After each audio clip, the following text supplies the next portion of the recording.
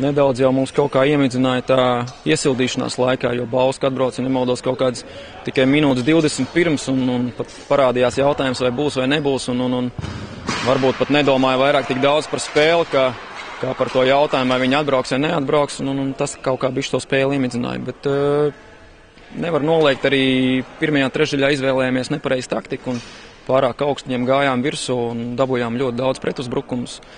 Tas mums, teiksim, iedzina uz to 0-3, ja, un dabūjām pēc tam atspēlēties. Ja. Bet pēc tam cepuru nost pamainījām, teiksim, izvietojumu laukumā, laidāmies nedaudz zemāk un samazinājām tos pretuzbrukumu skaitu viņu.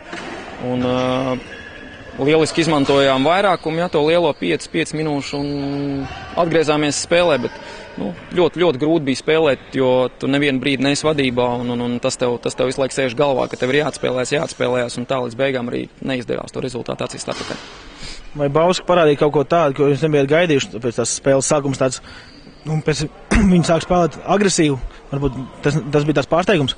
Nē, tā ir Bauskas spēle, pretuzbrukuma, agresīva spēle, dažbrīd kaut kur rūpīgi, bet nevar noliegt arī mēs tur.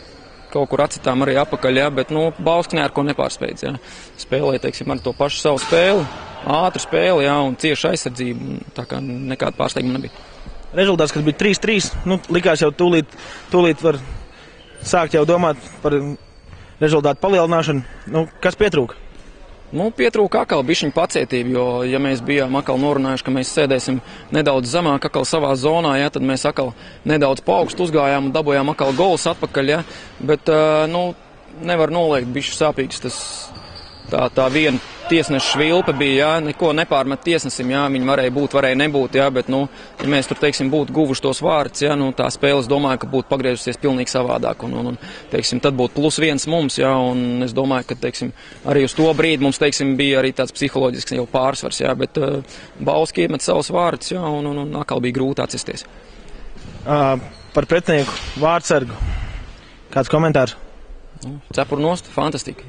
Daudz izplēsta matu man bija, ja, un, ja nemaldos, otrajā kaut kāda 2 bumbas izcēla, un arī, teiksim, trešajā, ja, tā kā, cepuru nost, Hols vienmēr ir stāvējis līmenī, ja viņam ir sevišķi tajās dienās, tā, ka viņam iet, viņš ir top vārdsargs, jā, Latvijā. Sestdien spēle pret Cēsim. Kāds uz to plāns? Plāns kā uz jebkuru spēli, iet un spēlēt ar pilnu atdevu un cīnīties par uzvaru. Protams, mums būs diezgan liels izmaiņas sastāvā, ja tur daži spēlētāji nevarēs tikt. Tas mums kaut kādas robiņas tur dos, ja tai spēlē, bet es domāju, ka viss būs kārtībā un atkal izvērtēsim savus kļūdus šajā spēlē. Izdarīsim secinājumus un iesim uz to spēli kā atkal uz kārtējo Latvijas čempionātu, kur cīnīties par uzvaru. Jaunais spēlētājs Freimans, kā viņam debija?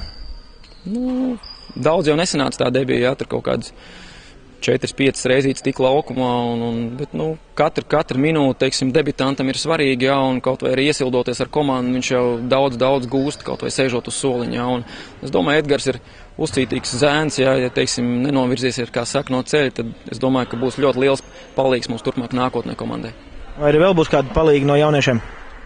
To mēs visu laiku skatāmies, mēs jau, kā es saku, tāds kombains, kā saka, un tos jaunieši, teiksim, audzējumi, ja, jo nav noslēpums, ka mums, teiksim, spēlētāji tie, kas pabeidz skolu, ja, tie pēc tam izklīst pa visu Latviju un atkal ir jāaudzē, ja, un tā kā, protams, skatāmies, ja, bet, pagaidām tas sastāvs ir nostabilizējies, kāds viņš ir, tāds viņš pagaidām paliks, bet, laiks rādīs.